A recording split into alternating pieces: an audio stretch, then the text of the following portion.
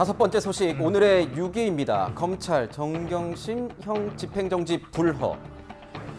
자녀의 허위 스펙 의혹과 사모펀드 관련 혐의로 대법원에서 징역 4년의 실형이 확정돼 수감 중인 조국 전 법무부 장관의 배우자 정경심 전 동양대 교수가 이번 소식의 주인공입니다. 정 전 교수 치료를 목적으로 형 집행정지를 신청했다고 어제 관련 소식 전해드렸었습니다. 조금 전 그 결과가 나왔습니다. 받아들여지지 않았습니다.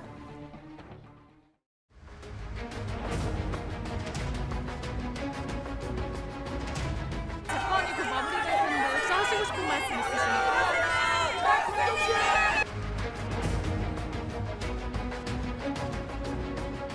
저희 어머니 건강 상태가 좀 많이 안 좋습니다. 이번 일로 악화가 된 상황이어서 걱정이 많이 되고요. 형이 너무 과도하잖아요. 4년이나 감옥살이 할 만큼의 그런 정도는 아니라고 보고요. 무엇보다도 워낙 정 교수가 건강이 안 좋았고 이건 정말 인도주의적인 차원에서 이건 봐야 된다.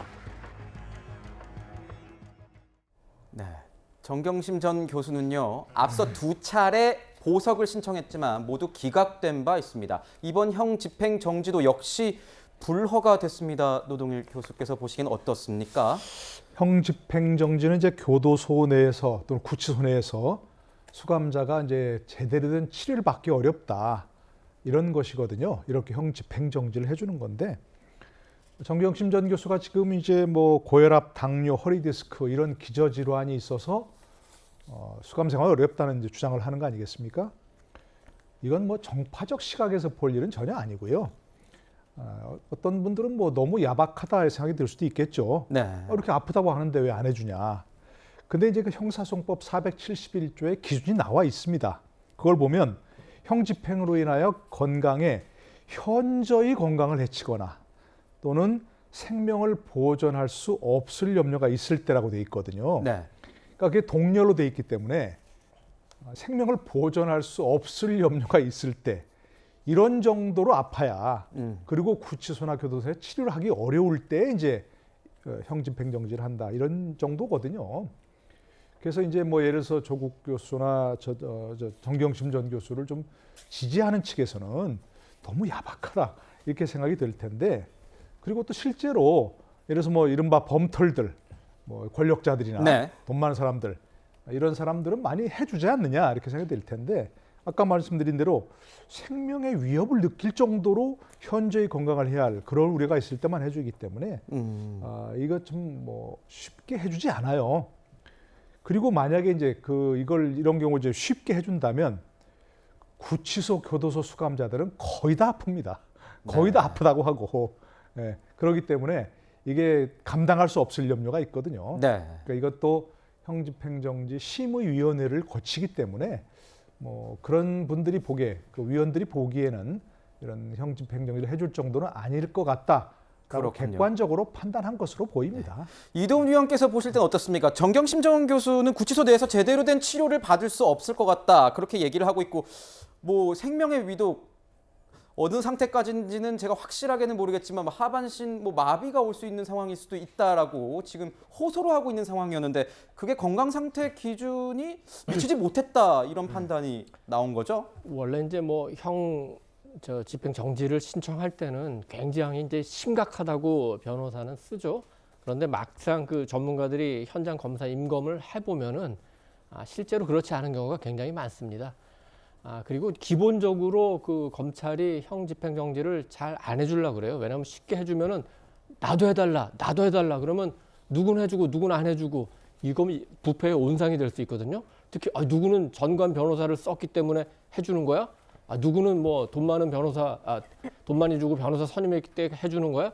이렇게 형평성 논리가 나올 수 있기 때문에 굉장히 조심하고, 잠깐 말씀드린 대로 정경심 교수가 굉장히 이제 척추관 협착 그리고 디스크 파열 이런 얘기 나왔지만, 막상 이제 그 심사위원회에서 이제 의사들이 포함돼서 현장에서 보니까 그 정도는 아니다, 이렇게 판단한 것 같습니다. 우리가 예를 들면은 2020년에 박근혜 전 대통령이 굉장히 허리가 아파서 앉지도 못한다는 얘기가 있었는데, 그때 이제 당시에 윤석열 대통령이 서울중앙지검장이었습니다만 역시 심사위원회에서 구성해서 알아보니까 못할 정도는 아니다 해서 그때도 해주지 않았죠.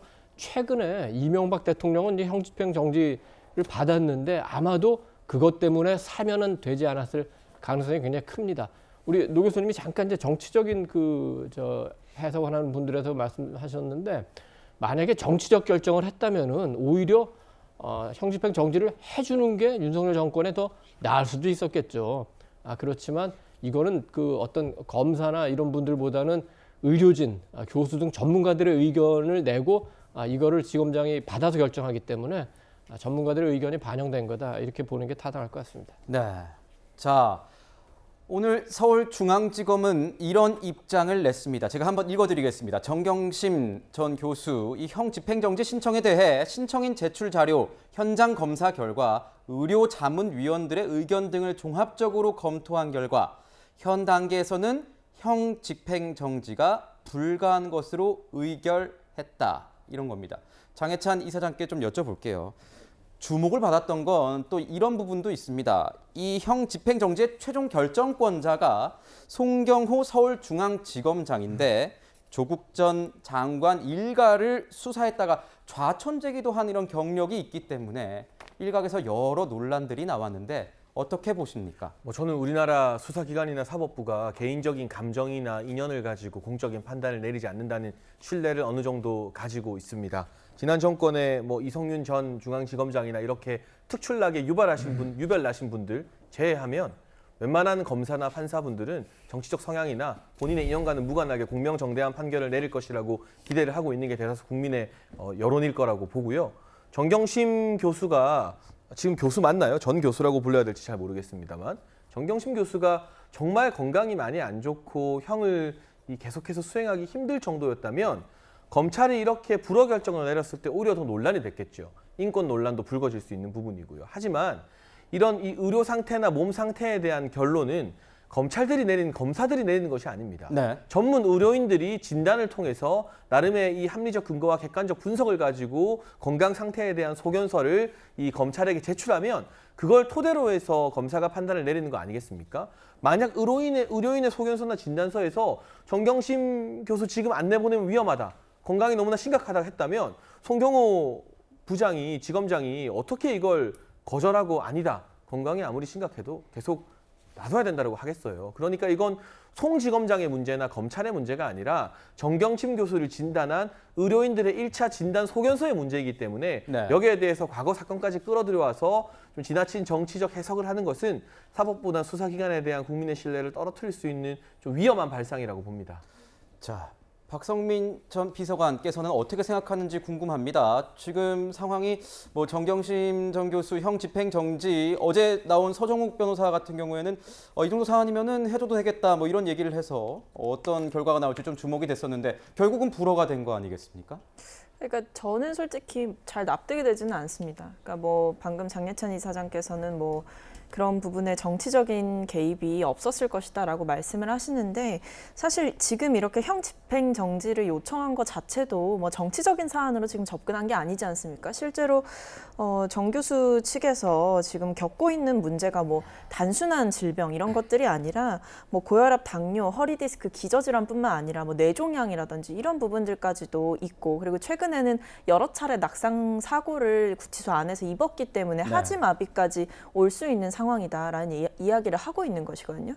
근데 저는 이것이 그렇게 과도한 특혜를 요구하거나 뭔가 정치적인 입장에서 주장을 하는 무리한 것으로 받아들여지지는 않습니다. 그렇기 때문에 저는 이 부분에 있어서 조금 더 객관성 이런 부분보다는 좀 더 인도적으로 좀 판단해야 될 부분이지 않을까 싶고, 그래서 저는 이 부분을 너무 정치적으로 저희가 의견 표명을 하는 것도 부적절할 뿐만 아니라 네. 실제로 이런 특혜나 이런 말씀도 하셨는데 특혜나 이런 차원의 해석이 개입될 여지는 아니라고 생각합니다. 특혜가 개입될 그런 논란이 개입될 여지도 아닌 것 같다 이렇게 말씀 주셨습니다. 이동훈 위원님께서 그러니까 참고로 형 집행정지가 이제 어느 정도로 엄격하냐면 2016년, 2017년에 그 정유라 씨가 이화여대에 이제 입학 비리가 있었다, 이 사건이 논란이 됐을 때 당시 구속된 그 교수 한 분이 증상도 아니고 실제로 암투병을 하고 있었습니다. 네. 그런데도 형 집행정지를 받아주지 않았어요. 그 정도로 검찰에서 이 부분은 굉장히 엄격하게 다루고 있습니다. 네. 아마도요. 제 생각에 이 정경심 전 교수의 형 집행정지 이 불허 결정에 심경이 가장 복잡한 인물은 아마 가족일 것이고 그 중에서도 아마 조국 전 장관일 것 같습니다. 제 배우자는 유죄가 확정되어서 지금 구치소에 있는 상태이고 저는 1심 재판을 받고 있습니다. 저는 물론이고 저희 가족 전체가 시련과 환란 상태에 지금 있거든요. 저희 아이들도 그렇고 너무 힘들죠. 사실 목에 칼을 차고 발에 족쇄를 차고 있는 상황이라서 아직 터널 속에 있다 저는 생각하고요. 네, 조국 전 장관은요, 과거 이 정경심 전 교수 형량이 확정됐을 때, 대법원에서 형량이 확정됐을 때 이렇게 SNS에 고통스럽다라는 글을 남기기도 했습니다. 저희 제작진이 확인한 결과 아직까지 조국 전 장관 측에 어떤 입장을 낸 것은 없는데요. 노동일 교수께서 보시기에는 뭔가 이 가족들 입장에서는 굉장히 좀 마음이 아플 것 같다, 뭐 이런 생각도 드는데 어떻게 보세요? 아유, 정말이죠. 뭐 정서적으로만 보면 저런 생각 정말 동감할 수 있죠. 연민의 정이 느껴집니다. 아, 가족들이 있는데 특히 이제 뭐 아버지가 수감돼 있어도 고통스러울 텐데 어머니가 아내가 수감되어 있는 상황에서 그 아이들이나 남편이나 어떻겠습니까? 그건 정파적으로 판단할 일 절대 아니고 정말 연민이 느껴집니다. 저 개인적인 생각으로는 뭐 저 정도 그냥 뭐 형집행정지를 신청하는데 뭐 별다른 증상이 없는데 그냥 신청하겠습니까? 네. 아, 굉장히 고통스럽겠죠. 고통스러운데 개인적으로는 좀 해주면 어떨까 싶긴 한데 이게 수감자들을 수만 명을 다루는 그런 기관의 입장에서는 쉽게 해주기 어려운 부분이 분명히 있는 겁니다. 공정하게 해야 되니까요. 아까 말씀드린 대로 네. 교도소 구치소에 가는 사람들은 100% 거의 100%가 다 아프다 그래요. 그렇지 않겠습니까? 그 자유가 제한되어 있는 상황에서 심리적으로 위축되어 있는 건 몸에도 영향을 미치거든요. 그 대개 휠체어를 타고 나타나고요. 어떤 사람들이든. 그런데 그것을 이제 쉽게 허용해주면 너도 나도 신청할 때 어떤 사람은 허용해주고 어떤 사람은 허용해야 된다. 기준이 명확해야 되니까 대부분 검사들이나 사람들이 결정 안 합니다. 심의위원회에 맡깁니다. 그럼 심의위원회에서 공정하게 객관적인 판단하는데 심정적으로 정말 마음이 아프지만 저도 마찬가지로 라고서는 어쩔 수 없는 부분이 있는 것 같다. 이렇게 생각을 해볼 수밖에 없습니다. 네. 조국 전 장관뿐 아니라 뭐 야권, 여권에서도 관련된 반응이 나올 것 같습니다. 저희 뉴스탑10 계속 지켜보겠습니다.